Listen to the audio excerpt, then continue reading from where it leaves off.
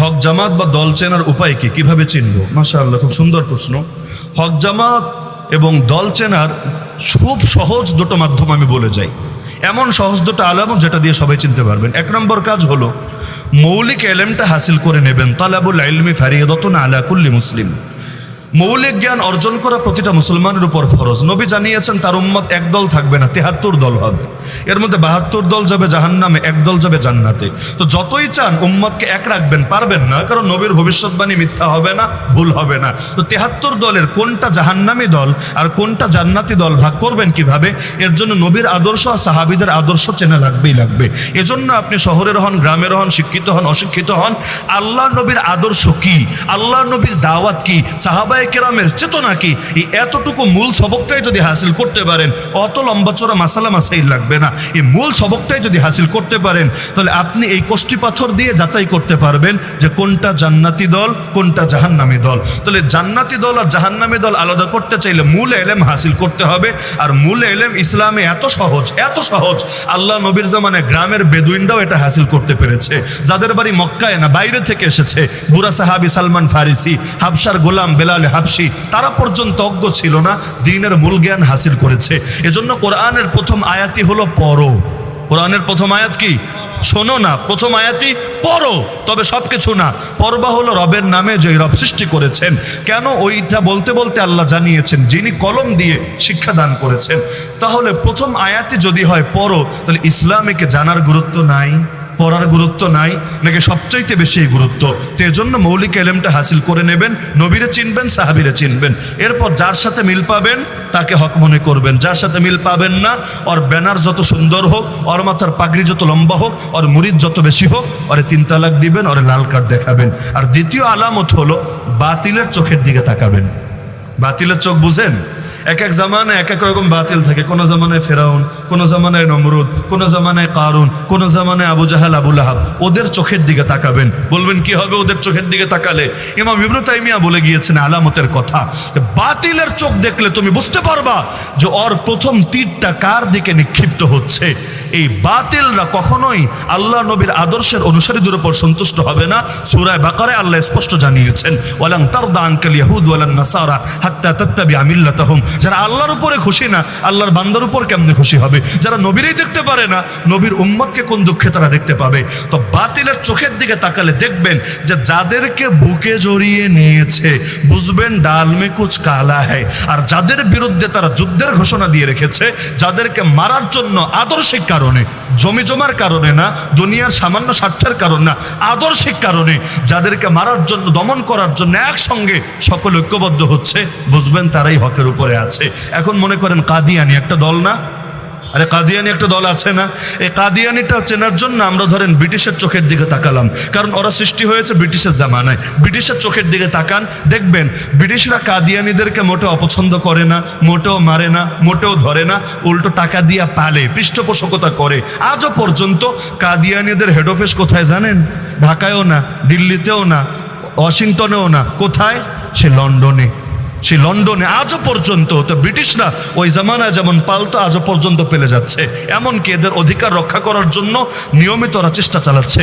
বাংলাদেশে কত সরকার এলো আর গেল, স্বাধীনতার পর 53 বছর হয়েছে, কোন সরকারের সাহস হয়েছে কাদিয়ানিদের বিপক্ষে কথা বলার? আরে আইন করা পরে, অমুসলিম ঘোষণা করে আইন করবো, ওটা তো পরের ধাপ। বিপক্ষে কথা বলেছে এমন নজির দেখাতে পারবেন? বরঞ্চ ক্ষমতায় আসার আগেও দেখবেন পক্ষে দালালি শুরু করে দেয়। কেন?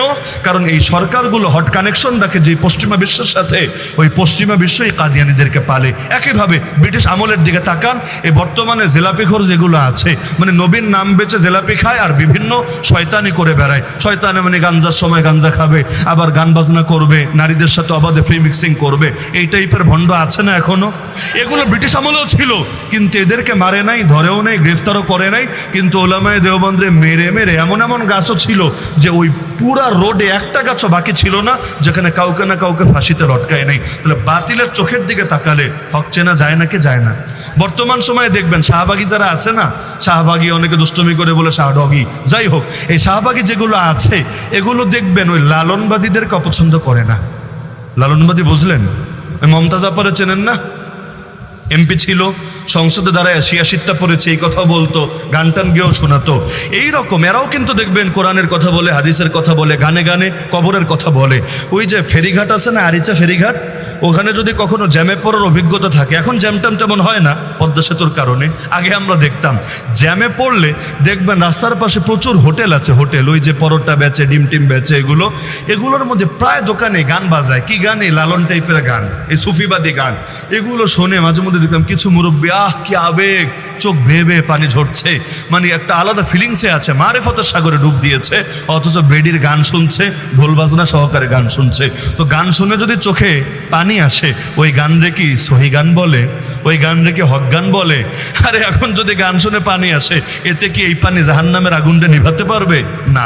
তো দেখা যাচ্ছে লালনবাদী ইসলাম যারা পছন্দ করে, নাস্তিকরা কিন্তু এদেরকে ঘৃণা করে না, বরঞ্চ এই ভণ্ড সুফিবাদীদেরকে প্রমোট দেয়।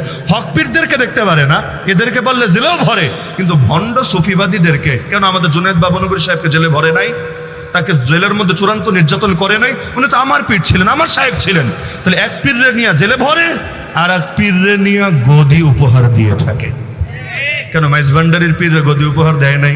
শুনলে আমাদের চিটাগাংয়ের ভাইয়েরা বেজার হবে, চিটাগাং তো আপনাদেরও বিভাগ, কিচ্ছু করার নাই। তো গদি দিয়েছে নাকি দেয় নাই? আরে দিয়েছে নাকি দেয় নাই? তাহলে একজনরে গদি দিবে, আরেকজনরে জেলে ভরবা, এও পীর ও পীর। পার্থক্য কোথায়? পার্থক্য হলো ভেতরে। বৃক্ষ তোমার নাম কি, ফলে পরিচয়। এজন্য এক নাম্বার আমি আলামত বললাম সহি এলেম। সহি এলেম দিয়ে আপনি যাচাই করতে পারবেন সহি আলেমকে, হকপন্থী আলেমকে, হকপন্থী দল কোনটা। আর 2 নম্বর বাতিলরে দেখাও বুঝতে পারবেন। দেখবেন যারে বুকে জড়ায় নিছে, বুঝবেন এটার মধ্যে ভেজাল আছে। কাউকে নিয়ে, এই যে বাংলাদেশে অতীত আমলেই বাংলাদেশের এক হুজুরকে নিয়ে সেই ট্রাম্প ক্ষমতায় থাকাকালীন হোয়াইট হাউসে একসাথে খাবারও খেয়েছে। জাতিসংঘে তাকে দাওয়াতও দেওয়া হয়েছে, সেখানে গিয়ে জিহাদের বিরুদ্ধে ফতোয়াবাজিও করে এসেছে, পোপের সাথে বৈঠকও করেছে। এমনকি পোপ ফ্রান্সিস যখন বাংলাদেশে এসেছে, পোপ বুঝেন না, খ্রিস্টানদের বড় হুজুর আর কি, যখন বাংলাদেশে এসেছে তার সঙ্গে এক স্টেজে উঠে আন্তধর্মীয় প্রার্থনাও করেছে। আন্তধর্মীয় প্রার্থনা আবার কি জিনিস? মানে মুসলমান ডাকবে আল্লাহ রে, খ্রিস্টান ডাকবে গড রে, হিন্দু ডাকবে ভগবান রে, বৌদ্ধ ডাকবে তার খোদা রে, আর এভাবে প্রত্যেকেরটা ডাকবে। ভাবে এমন একটা না একটা তো কামে লাগবে, বল মারতে থাকি, ছক্কা একটা না একটা তো লাগবে। আল্লাহ না শুনলে ভগবান শুনবে, ভগবান না শুনলে গড শুনবে, নাউযুবিল্লাহি মিন যালিক। এইরকম ভণ্ডামিও করেছে। তো একদিকে হুজুরদের ফাঁসিও দিয়েছে, জেলে ভরেছে, আর আরেকদিকে দেশেও এত কদর, বিদেশেও এত কদর। তাহলে উভয় যে এক না, বোঝা যায় নাকি যায় না? আরে যায় না, কে যায় না? তাহলে এটা দিয়ে সহজেই বুঝতে পারবেন কে হক আর কে বাতিল।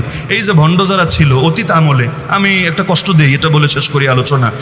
বাংলাদেশে ওই দলটা যেই কয়েকবার ক্ষমতায় এসেছে না, আমার দৃষ্টি ভুলও হতে পারে, 3টা দল মাথাচাড়া দিয়েছে। মানে এক দল ক্ষমতায় আসলে 3টা দল মাথাচাড়া দিয়ে থাকে। এর মধ্যে 1 নম্বরে হলো নাস্তিক্যবাদী শক্তি। 1 নম্বরে কি? যারা নবীরা গালি পর্যন্ত দেয়। 2 নম্বরে হিন্দুত্ববাদী শক্তি, যারা ভারতের দালালি করতে গিয়ে দেশটারে পর্যন্ত ভারতের অঙ্গরাজ্য, রামরাজ্যের অংশ বানাতে চায়।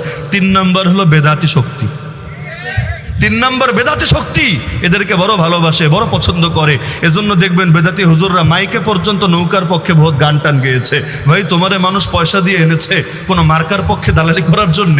ওয়াজ মাহফিলকে মার্কার পক্ষে স্লোগানের জায়গা, রাজনৈতিক সমাবেশে যাও, যেই দলের পক্ষেই বলো, কোনো দল এটা মুখ্য বিষয় না। জমুকের পক্ষে বলেছে বলে আমি খারাপ বলছি, যার পক্ষেই বলুক, কিন্তু বলার জায়গা কি ওয়াজ মাহফিল? বলে না বলার জায়গা ওয়াজ মাহফিল। কিন্তু এই শয়তানি করেছে নাকি করে নাই? বুকের মধ্যে নৌকার ফ্ল্যাগ লাগিয়ে নিয়েছে, ভেবেছে এই নৌকা তো নূহ নবীর নৌকা, এটা কি আর কোনোদিন ডুববে? এটা তো গিয়ে সফলতায় এবং চূড়ান্ত গন্তব্যেই পৌঁছবে। কিন্তু জানে না সব নৌকা নূহ নবীর নৌকা না, কিছু কিছু নৌকা অন্য নৌকাও হয়ে থাকে। তাহলে বাতিল দেখেও হক চেনা যায়। আল্লাহ রাব্বুল আলামিন আমাদের সবাইকে হক চেনার তৌফিক দান